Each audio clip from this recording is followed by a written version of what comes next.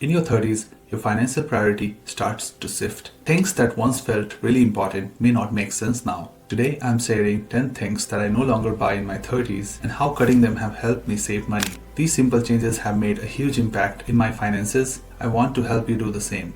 Whether you are saving money for a house, an emergency fund, or just building financial freedom, this video is packed with money saving ideas you can apply right now. Number 1. Brand new clothing. Instead of buying expensive, trendy clothes, focus on investing in high quality clothes that can last longer. Upgrading your wardrobe strategically can really help you save a lot of money and also look good.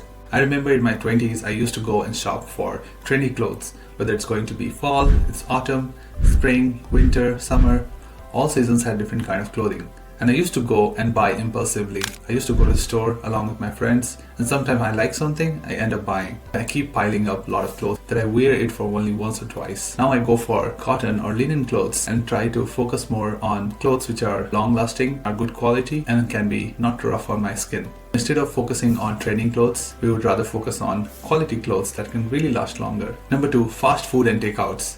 Eating out regularly adds up very quickly. Cooking at home not only saves you money, but also gives you better control over what to eat. During COVID time, I remember ordering on Uber Eats or DoorDash for hundreds of dollars in a week. Quickly I realized that I'm spending like $100 a week to $400 and $500 in a month. I was also gaining weight, and that thought have completely changed my thought about meal prep and takeouts. Fast food is really bad for your health, and it's really bad for your wealth as well. You don't want to spend so much money on takeouts and fast food, but rather you should prepare yourself with meal plan. Rather write it down what you want to eat in this week, cook it on Sundays and do the meal prep so that you don't really have to rely on takeouts. Ensure your health is intact, you are taking enough protein, you are taking enough veggies, and in that way you will be more healthy, you will feel more energized, and also you will not break your bank by spending so much money on takeouts. Number 3, subscription services. I remember I had so many subscriptions. I've subscribed for fitness app, I've subscribed for movies, and whenever I see any ad on Facebook or Instagram that okay, HBO have a new show coming up which I like, I will go and buy it. And as a result, I piled up so many subscriptions over time. And nowadays there are so many apps that does that to remove all subscription, but I would suggest you, there are so many subscriptions that might be coming up in your checking account or in your credit card. So go and check your statements. If you have any subscription, go and cancel them. It's really important for you because it can save a lot of money.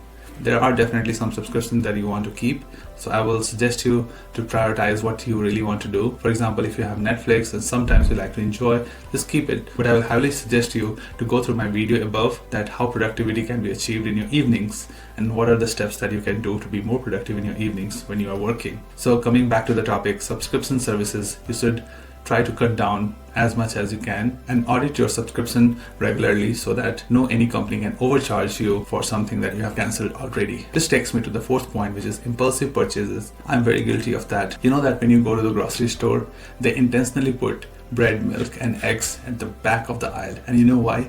Because people navigate through all the aisles. They have so many things which are very attractive to you that you want to purchase, but you don't really need. And as a result, you will end up buying some more stuff. It used to happen the same. All my 20s, I used to buy things I didn't plan to buy, but still I keep buying because I saw them navigating through the aisles to reach milk, bread and egg. So I will highly suggest you to write down the list, what you exactly need, and then with that list, go focused on the grocery store and don't buy anything extra. This will save you a lot of money. In 30s, I have made this discipline that I will not buy impulsively a lot of things that I want to buy. And if you talk about online orders, if you want to buy something on Amazon, add them to cart and then think about it. Do you really need it? Do you really need it? And then question yourself. If you need, then only you buy. Otherwise, you debate yourself, and trust me, majority of the time, you will realize that this product I really don't need. I don't need to buy everything that I put on cart. Avoid impulsive purchases, it will help you save a lot of money. Number 5, expensive coffee or drinks daily. If you are a person who loves to go to Starbucks or any coffee shop and you go and buy coffee there, you will realize that over a period of time, you will accumulate a lot of money that you are spending on your coffee. I am guilty of that too. Weekly, I used to spend like $70 to $80 on coffee alone. And if I go out with my friends and socialize, if I go to bar, then I will spend another $30, $40 every time I visit a bar on weekend. So it just piles up, and maybe I will end up spending like $150 a week, which is like $600 a month. This just keep piling up. You know, alcohol is not that expensive as much as in bar. In bar, they hike the prices. Normally, drinks in New York City cost between $15 to $25 in the normal settings. And if you go for high-rise bars, it will cost even more. Rather than going to expensive bars and restaurant and socializing with your friends, you can go to your friend's place or they can come to your place, collectively come together and have some happy times. And you can also learn to make some new drinks that you might want to explore. I'm just saying, so in this way you can actually save spending money on bars and expensive restaurants for drinks. And especially coffee. I used to spend a lot of money on coffee. In my 30s, what I did is I bought the coffee machine and I also learned how to make really good quality of coffee, and I started making coffee myself.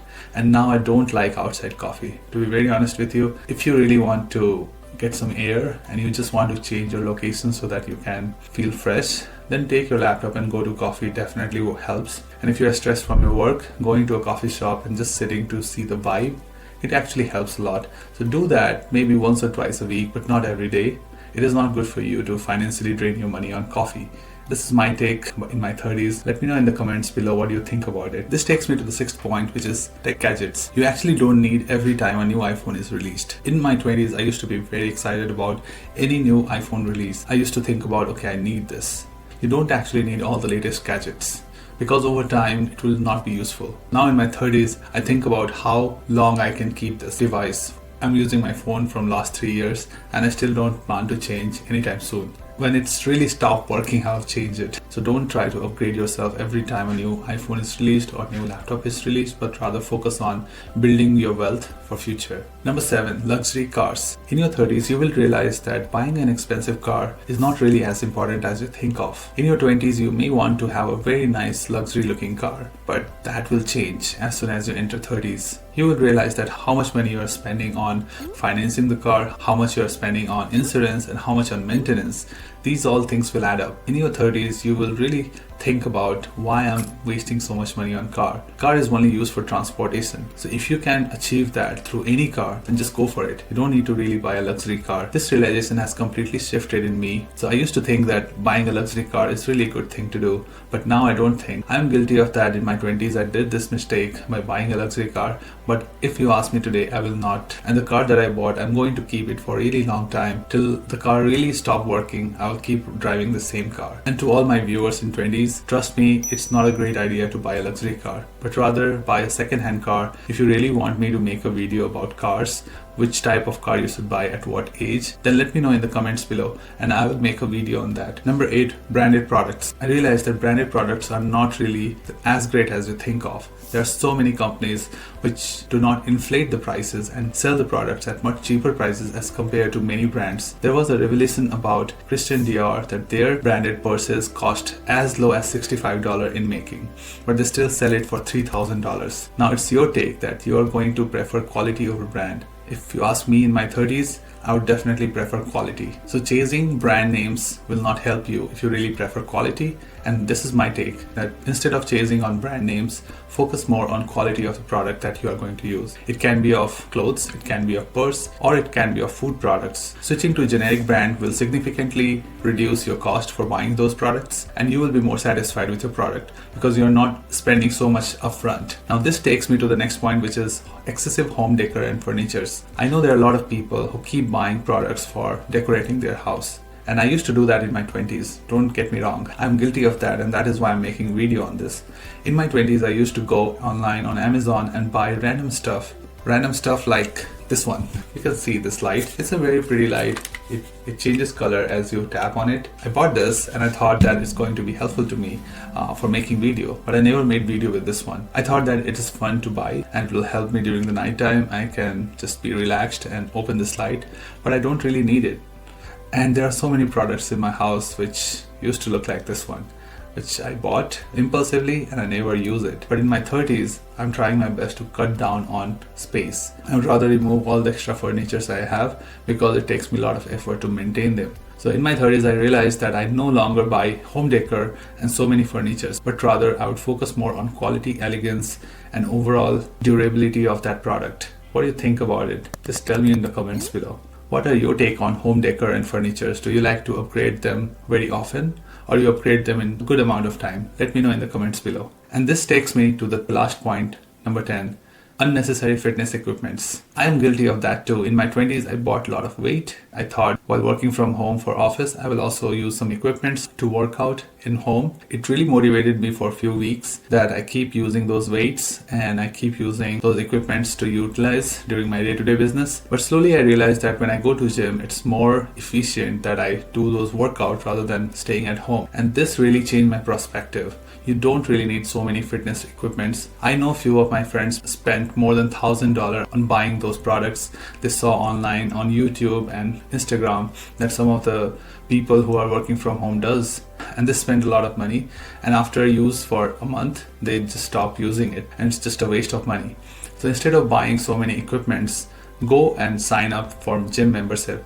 You believe it or not, Planet Fitness, for example, just cost $10 to $15 a month. $10 to $15 a month, and you will end up spending like maybe $180 in a year. But on the contrary, if you start buying equipments for your home, you will spend a lot of money and you will not still get that quality that you can get in the gym. So just sign up for the local gym, go and work out. If you want to sign up for a cheaper gym, then you always have options which will definitely cost you less than buying equipment for your home. So these are the 10 things I no longer buy in my 30s.